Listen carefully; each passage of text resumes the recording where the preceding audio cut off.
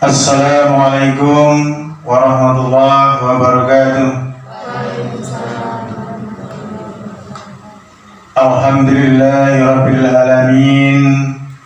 Wa bihi nasta'inuhu wa na'udzu billahi min shururi anfusina wa min sayyiati a'malina. May yahdihillahu fala mudilla lahu wa may yudlilhu fala hadiya lahu. Asyhadu an la ilaha illallah wahdahu la syarika lah wa asyhadu anna Muhammadan abduhu wa rasuluh la nabiyya ba'dah. Allahumma shalli ala Muhammad wa ala ali Muhammad kama shallaita ala ali Ibrahim wa barik ala Muhammad wa ala ali Muhammad kama barakta ala ali Ibrahim fil alamin innaka Hamidum Majid. Jamaah Majelis Taklim Miftahul Jannah yang dirahmati Allah Subhanahu wa taala. Marilah kita bersyukur kepada Allah Subhanahu wa taala atas limpahan rahmat taufik serta hidayahnya pada kita, sehingga pada sore ini menjelang maghrib kita bisa berkumpul di Mushola Miftahul Jannah ini dalam keadaan sehat walafiat.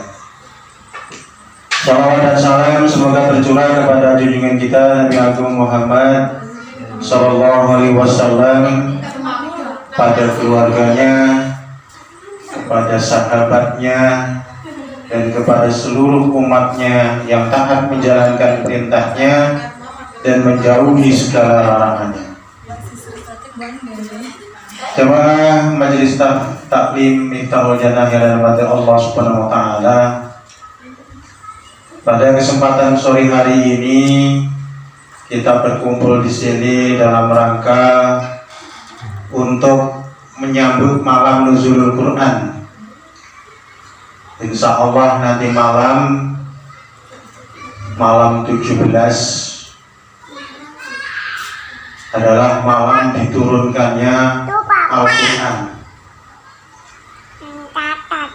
Malam diturunnya Al-Quran itu adalah malam yang sangat mulia, karena pada malam itu malaikat-malaikat turun dari langit dengan membawa segala urusan yang diperintahkan oleh Allah Subhanahu wa taala, memberikan rahmat kepada seluruh umat manusia yang ada di bumi ini sampai terbit fajar.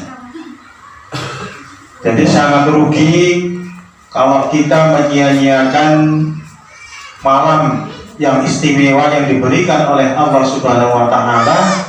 Di malam itu banyak sekali pahala yang bisa kita dapat. Allah Subhanahu wa taala berfirman, A'udzu billahi minasy syaithanir rajim. Bismillahirrahmanirrahim. Inna anzalnahu fi lailatul qadr. Sesungguhnya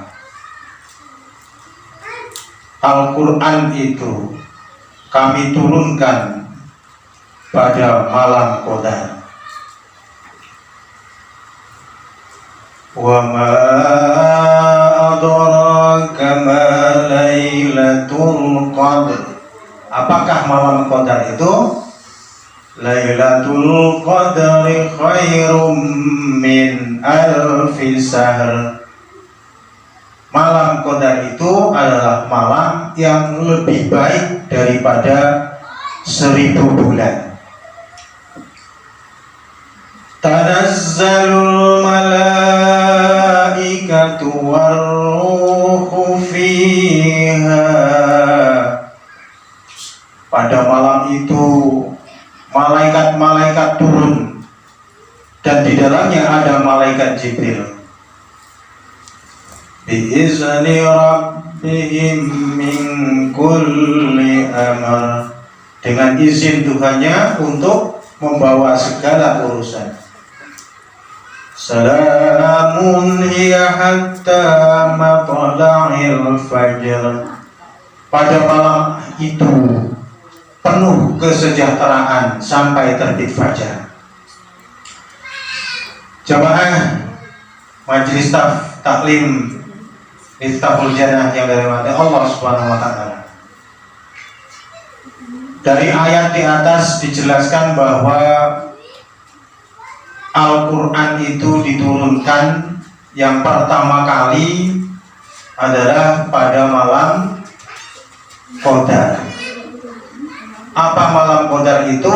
Malam Qadar adalah malam yang lebih baik daripada 1000 bulan.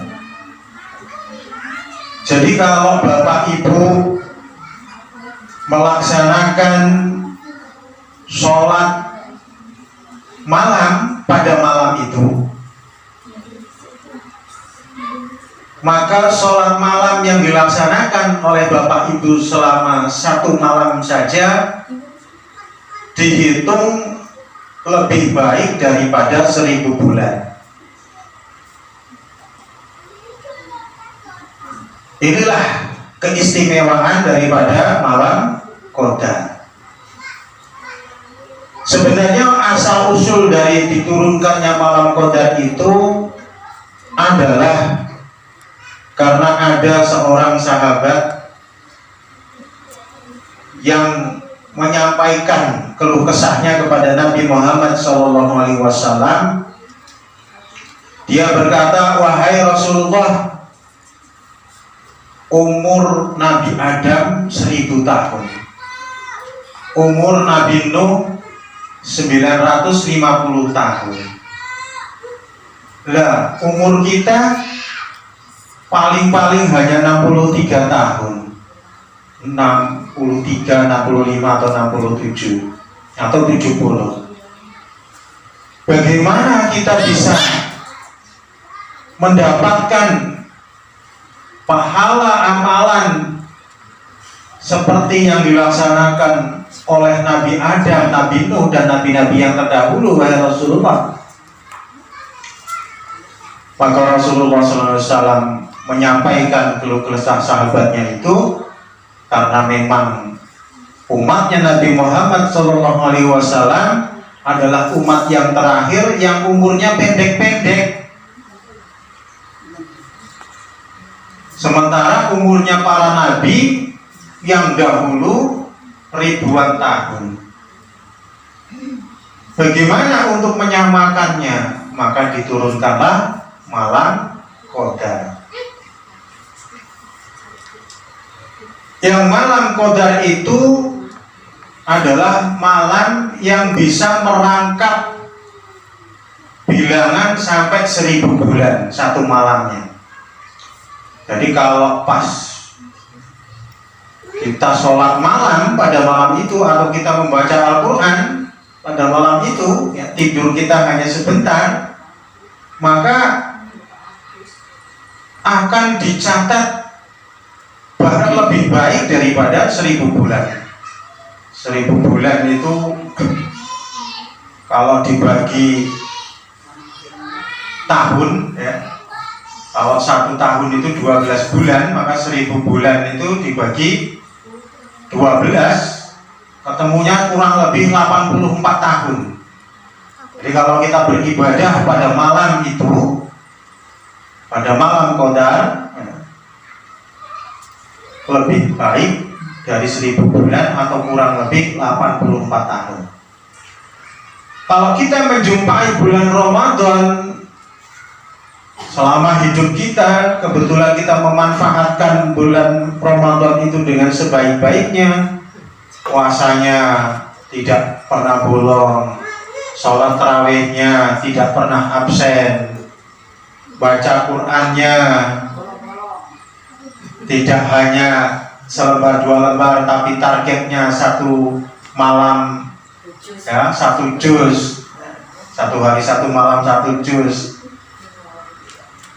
Maka Ketika kita nemu malam qadar, kita biasanya mendapatkan malam qadar dalam seumur hidup kita misalkan 10 kali saja, itu sudah sama umur kita melakukan kebaikan 850 tahun. Berarti sama dengan Nabi Nuh. Itulah keistimewaannya umat akhir zaman. Jadi walaupun kita ini umat Islam ini umat akhir zaman, ya, umatnya Nabi Muhammad ini adalah umat akhir zaman, tetapi diberi keistimewaan yang luar biasa. Seperti halnya ketika nanti hari kiamat dikumpulkan di padang mahsyar, umat-umat Nabi terdahulu itu masih kebingungan, nunggu dipanggil oleh Allah, diberi catatan amal. Nah, kita umat Islam, umatnya Nabi Muhammad SAW ini adalah umat yang dipanggil terdahulu sebelum umat-umat yang lain. Bapak Ibu yang saya hormati, betapa mengerikannya keadaan di padang mahsyar nanti. Ketika umat manusia ini dibangkitkan oleh Allah dengan bentuk sesuai dengan apa yang kita perbuat di dunia. Ada yang kepalanya di bawah, jalannya jengking, ada yang seperti kera, ada yang seperti babi, tergantung daripada amalan kita di dunia.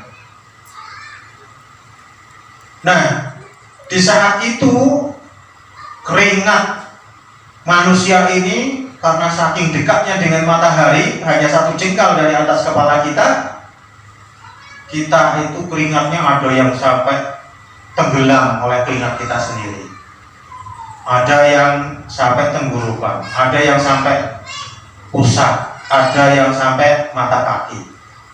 Jadi nanti kita itu luar biasa panasnya. Kita di alam dunia ini kelihatannya sudah terasa panas hari-hari sekarang ini. Nah, nanti di alam akhirat nanti di padang mahsyar lebih dahsyat lagi. Nah, oleh sebab itu kita mumpung masih di dunia ini, banyak-banyaklah beramal soleh.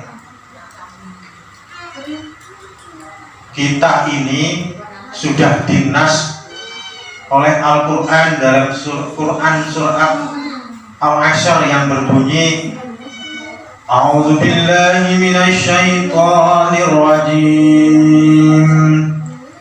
Bismillahirrahmanirrahim. Wal 'asri innal insana lafi khusrin illa alladzina amanu wa 'amilus solihati wa tawasaw bil haqq wa tawasaw bis sabr. Wal 'asri, demi masa. Allah Subhanahu wa taala berjanji dengan menggunakan waktu, demi waktu. Karena waktu ini sangat penting, Bapak Ibu. Kita ini hidup di dunia ini tidak lama. Yang lama itu nanti di alam kubur. Kemudian lebih lama lagi adalah di akhirat. Coba Bapak Ibu pikir, Nabi Muhammad itu wafatnya, meninggal dunianya hari Senin 12 Rabiul Awal tahun 10 Hijriah. Sekarang sudah 1443 Hijrah. Diambil 10 sudah 1433 tahun. Nabi Muhammad meninggal dunia di alam kubur sekarang sudah 1433 tahun. Umurnya cuma 63 tahun. Imam Syafi'i lahir tahun 150 Hijriah, wafat tahun 204 Hijriah, 54 tahun. Imam Syafi'i sekarang sudah 1229 tahun di dalam kuburan. Lama nggak Bu menantinya di dalam kubur? Kalau sudah ada di dalam kubur itu sudah tidak bisa sholat, mau datang ke masjid sudah nggak bisa. Kira-kira kalau ada orang di dalam kubur datang ke masjid, Ibu lari nggak? Apalagi udah remuk kepalanya. Dan udah nggak bisa lagi orang di dalam kubur itu kembali ke dunia untuk sholat. Hanya teriak-teriak di dalam kubur. Di Pancawarna itu di depan Masjid Agung dulu pernah dipasang baliho yang berbunyi sholatlah, karena ribuan orang di dalam kubur ingin kembali ke dunia hanya untuk sholat. Lah kok orang-orang yang ada di dunia ini nggak pada sholat, kan rugi banget ya, rugi banget. Orang sing jero kubur kepingin balik nang dunia pengen sholat, sing esek nang dunia ora podo gelem sholat, ya kan rugi banget. Padahal nang dunia iku umure ora suwi, umure paling-paling 25 tahun, 70 tahun. Yang umurnya sudah 70 tahun sudah dapat bonus 7 tahun. Bonusnya 7 tahun. Nabi Muhammad umurnya 63 tahun. Jadi berarti sudah hampir 70, sudah dapat bonus. Nah, kira-kira berapa lagi umur di dunia ini coba? Gak bisa dihitung. Gak tahu kapan kita akan masuk ke dalam kubur. Kalau ada yang sudah tua renta kok masih belum sholat, padahal sudah tanda-tandanya sudah kelihatan, rambutnya sudah pada putih, giginya sudah pada ompong, meripatnya sudah pada blabur. Lah kok masih belum pada mau sholat? Lah terus mau kapan ngumpulnya untuk mengumpulkan bekalnya untuk di dalam kubur yang ribuan tahun itu, untuk jutaan tahun itu? Mari kita pikirkan, bapak-bapak, ibu-ibu, anak-anak sekalian. Ini bukan berlaku hanya untuk orang-orang tua saja loh. Karena anak-anak juga bisa saja, apalagi kalau yang sudah disunat ini. Ini kan udah disunat ini. Udah mulai dicatat ini amalnya kalau udah disunat ini. Kalau yang belum disunat belum dicatat amalnya. Dicatat bukunya kandel.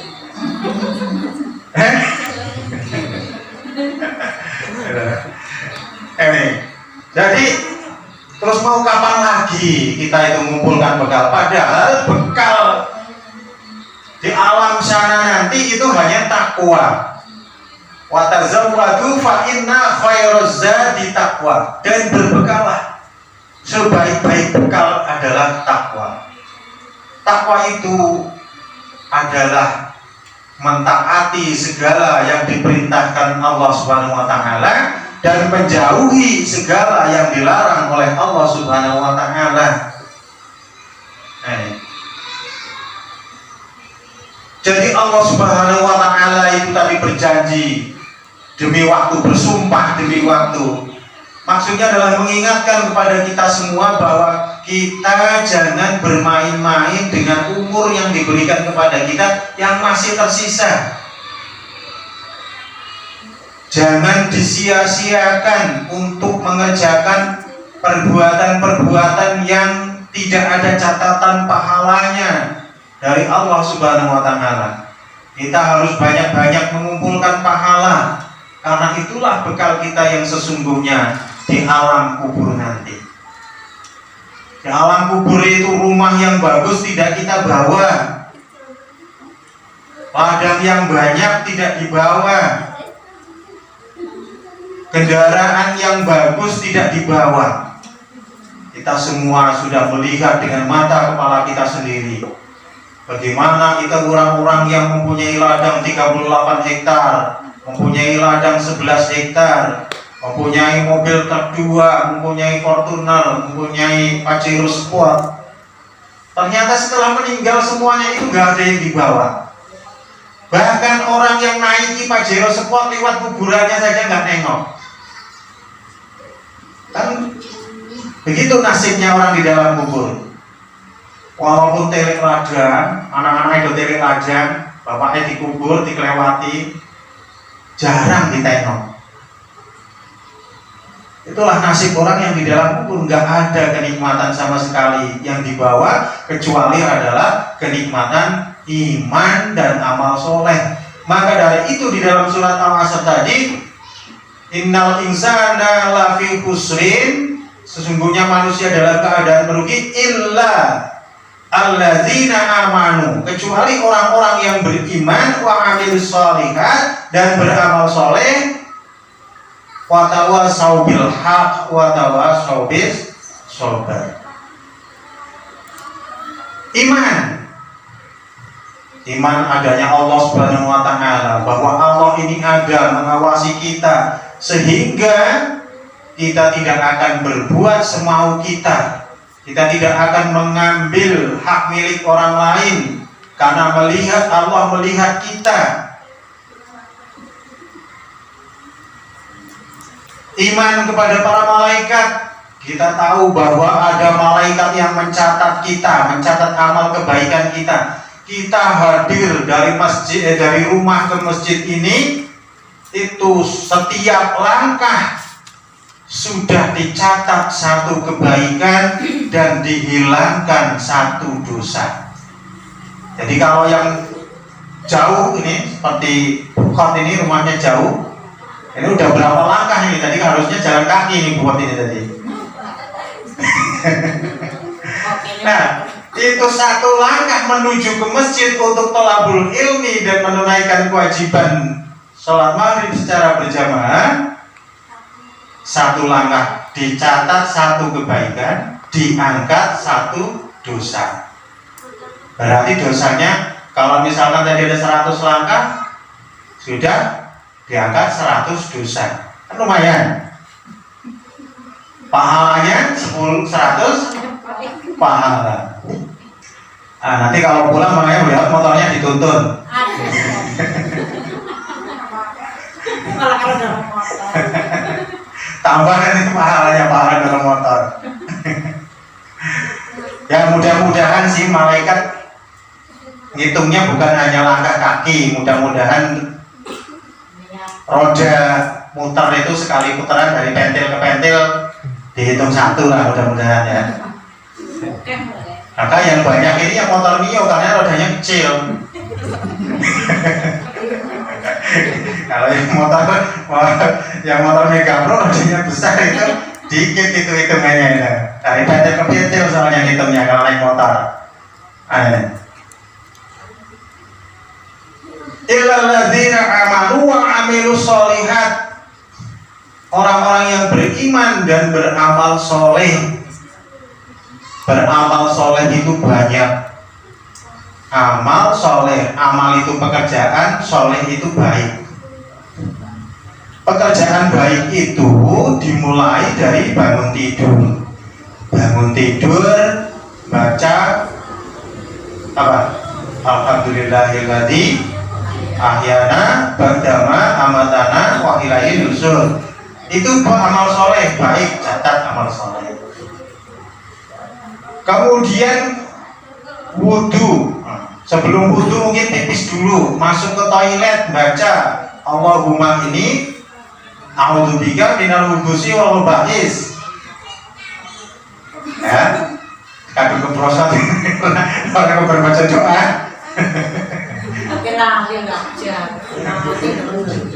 Coba diingat-ingat ya, amal soleh gitu dicatat pahala. Saya mendengar ceramah Ustadz Aminul Baiz masalah tempat tinggal jin, sarang-sarang jin. Kata Ustadz Aminul Baiz, jin itu tinggalnya bukan hanya di kuburan, tapi jin itu tinggalnya di tempat-tempat yang tempat buang air, tempat buang air besar, tempat buang air kecil. Makanya kita itu kalau sebelum masuk toilet berlindung kepada Allah dari kejahatan setan, hubusi wal obais ya. Nah kemudian ketika keluar dari toilet kita membaca alhamdulillahilladzi adhaba 'anil adza wa 'afani, catat lagi oleh malaikat raqib, 1 pahala, dihilangkan dari penyakit. Kemudian kita berwudu membaca bismillahirrahmanirrahim, catat lagi pahala. Kita sholat sunnah fajar 2 rakaat. Saya kasih tahu nih Bapak Ibu, sholat sunnah fajar itu sholat 2 rakaat yang dilaksanakan sebelum sholat subuh, itu pahalanya seperti sholat semalam suntuk. Nah, walaupun pahala dari sholat sunnah, apalagi kalau di bulan Ramadan ini. Di bulan Ramadan itu yang sunnah pahalanya menjadi seperti yang wajib, sementara yang wajib itu dilipat gandakan menjadi 70 kali. Jadi kalau sholat maghrib berjamaah itu biasanya pahalanya 27 derajat. Ini kalau di bulan Ramadan dikalikan 70 kali. Udah berapa itu? 270 kali itu 7. Dilipat gandakan 70 kali. Yang wajib, yang pahalanya 27 derajat, lipat gandakan. Demikian dengan sedekah yang Bapak Ibu bawa, yang Bapak Ibu berikan hari ini. Kalau sedekah di jalan Allah seperti ini fisabilillah untuk menghidupi pengajian itu, masalul ladzina yunfiqu fisabilillah kamasaliha seperti 1 butir biji padi ambatat sab'ana sanabil, akan tumbuh menjadi 7 tangkai. Fi kulli sumbulatin mi'atu habbah, di setiap tangkai ada 700 butir. Itu di hari-hari biasa. Kalau di bulan Ramadan, sedekah yang Bapak Ibu berikan ini adalah 700 kali 70. Sudah 4,9 miliar. Luar biasa. Panen pahala di bulan Ramadan. Nah, itulah amal soleh yang bisa kita lakukan. Sholat subuh ya. Kemudian setelah sholat subuh baca Quran 2 lembar. Setelah sholat duhur 2 lembar ya. Untuk sholat sunnahnya ini ya, yang bisa dilaksanakan sholat sunnah rawatib 2 rakaat sebelum sholat subuh, 4 rakaat sebelum zuhur, 4 rakaat sesudah zuhur, 2 rakaat sesudah maghrib, 2 rakaat sesudah isya. Itu sholat sunnah rawatib, sholat sunnah yang sangat penting, yang pahalanya sangat banyak. Ini. Jadi kalau Bapak Ibu melaksanakan sholat sunnah rawatib tadi, pahalanya dilipat gandakan 70 kali lipat. Itulah amal soleh yang bisa kita laksanakan. Kemudian watawasau bil haq, nasihat menasehati dalam kebenaran. Maksudnya bagaimana? Kalau kita sudah rajin sholat maghrib berjamaah, sudah rajin sholat tarawih berjamaah, sementara tetangga kita masih ada yang belum mau sholat, kemudian kita ajak, itu namanya watawasau bil haq. Mengajak tetangga datang ke masjid untuk melaksanakan sholat, itu watawasau bil haq. Bagaimana kalau tetangga yang diajak belum mau, sudah berulang kali diajak? Watawasau bis sabr. Nasihat menasehati dengan kesabaran. Tidak ada hentinya untuk mengajak dan mengajak. Kemudian bagaimana caranya? Dengan bersilaturahmi ke rumahnya.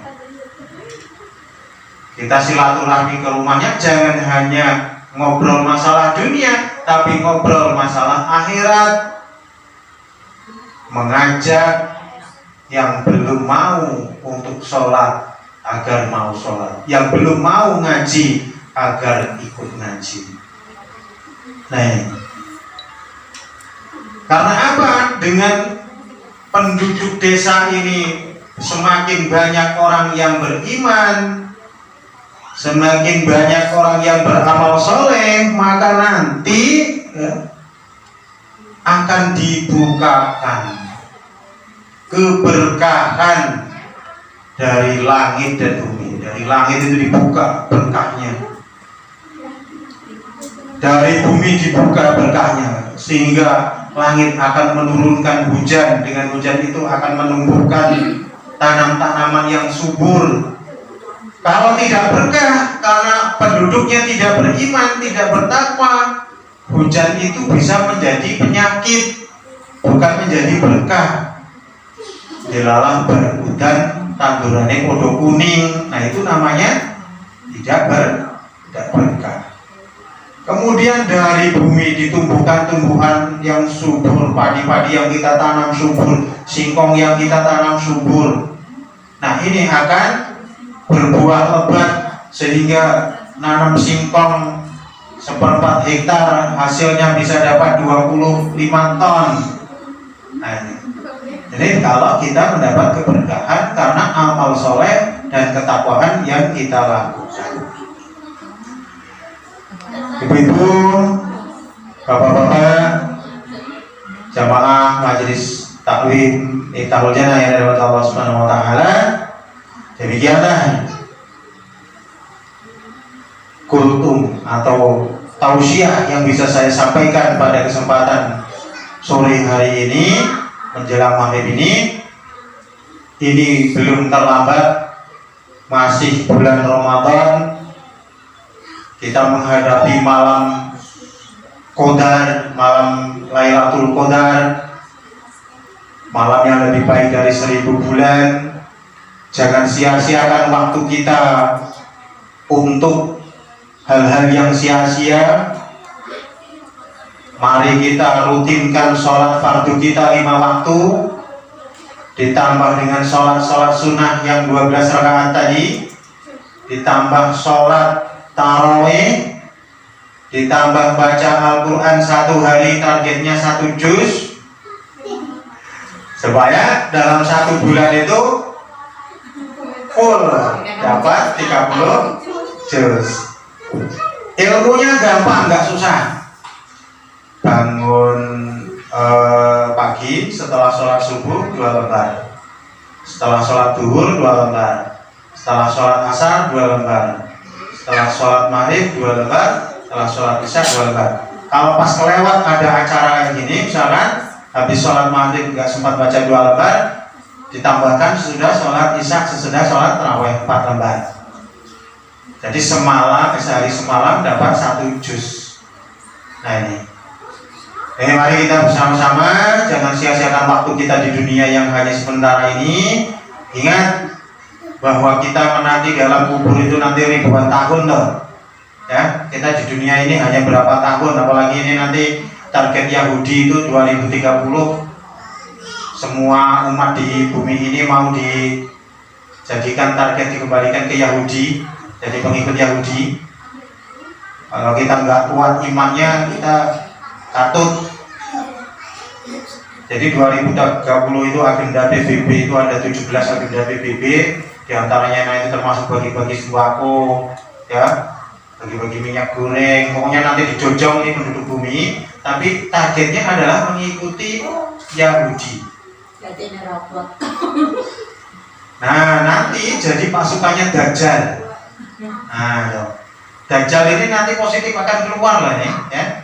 Jadi ketika bumi ini sudah semakin panas, bumi ini semakin kering, ya, air tinggal sepertiganya, Dajjal keluar. Nanti Dajjal bisa menunjukkan kesaktiannya, bisa menghidupkan orang mati, bisa menumbuhkan tanaman, bisa menurunkan hujan.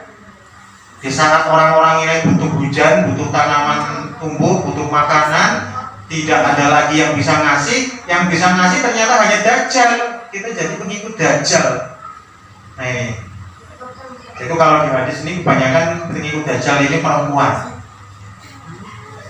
Nah perempuan ini nggak kuat kalau sudah urusan masalah nggak punya baju baru lebaran, nggak punya minyak goreng, nggak punya makan, beras yang mau dimasak, ini nggak kuat.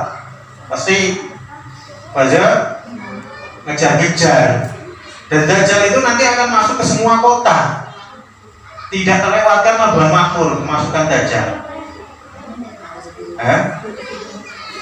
Dajjal itu nanti akan ngasih makan, ya, makanan, menumbuhkan tumbuhan, menurunkan hujan. Nah ini maka kita manfaatkan umur yang ada sekarang ini, ya. Jangan sampai kita menyanyikan hanya untuk kebanyakan domblong, kebanyakan nonton TV, ya. Memang targetnya kumpulan 2019 itu, ya, 2019 itu ada di kitab Wahyu. Jadi ada nih, saya baca di kitabnya Taurat itu bunyinya, dan nanti tidak ada yang akan ketinggalan, baik orang kecil, orang besar, kaya, miskin, laki, perempuan, semuanya akan diberi tanda, baik di tangan kanan ataupun di dahi, dan tidak seorang pun dapat berjual beli kecuali apabila sudah mendapat tanda tersebut. Itu ayat di kitab Zabur yang dijadikan pegangan orang Yahudi untuk menargetkan 2030 umat manusia ini targetnya adalah jadi pengikut Yahudi. Nah, ciri-cirinya adalah pecah perangnya Rusia dengan Ukraina. Nah ini, Rusia itu adalah bangsa Romawi. Di dalam hadis itu disebutkan bangsa Romawi itu adalah orang yang membela Islam. Makanya nanti akan ada 12.000 tentara Islam yang diperbantukan untuk membantu Romawi. Dan sekarang Chechnya, negara Islam, membantu 12.000 pasukan untuk Rusia membantu perang melawan Ukraina. Nih, ini makanya semuanya pada naik, pertamax naik, minyak goreng naik, semuanya naik adalah imbas daripada perang Rusia dengan Ukraina. Nah, ini kita sudah hampir masuk perang dunia ketiga. Masihkah kita masih berleha-leha untuk nyantai-nyantai, tidak memperbanyak amal? Nah, target kita, kalaupun kita nanti ketemu Dajjal, minimal kita bisa membaca surat Al-Kahfi 10 ayat untuk melawan.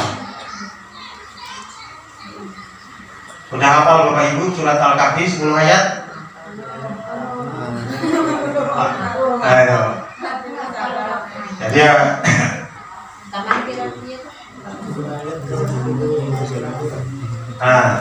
Nah ini senjata kita kalau ketemu Dajjal. Maka dari itu, mari semangat untuk beribadah umum di bulan Ramadan. Semangat ya Bapak Ibu ya. Wah, musola-musola diramaikan, untuk ngaji, kemudian baca Quran, sholat yang rajin. Mudah-mudahan mungkin yang ketemu Dajjal saged melawan. Tinggal baca Quran niki.